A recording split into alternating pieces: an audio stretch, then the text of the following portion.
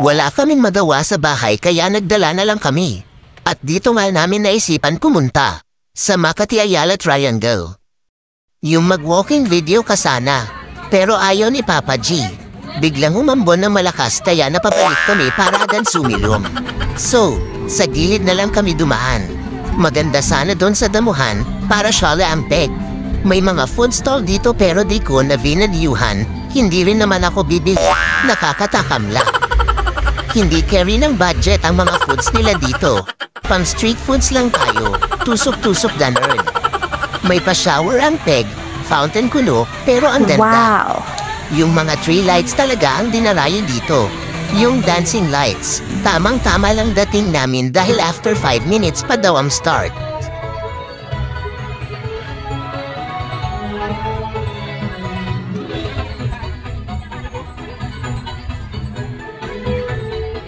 Sobrang daming mga tao dito mga frenny.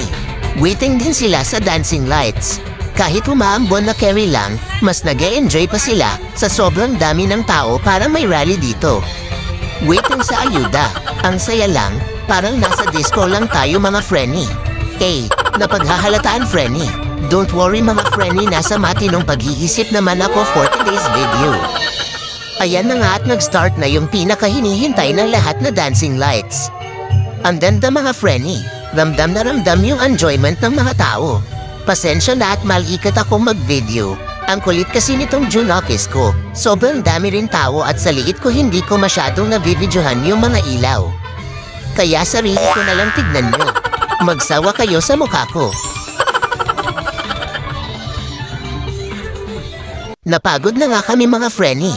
At kanina pa rin nag-aaya kumain tong June office ko. Dito na kami sa McDo kumain. As requested ng batang makulit. Nag-aaya na rin akong umuwi. Nahilon ako sa dami kong nakikitang food stall pero di ko naman makainan. Backride lang muna kami for today's video at tinatamad akong mag-drive kaya bye-bye na mga frenny.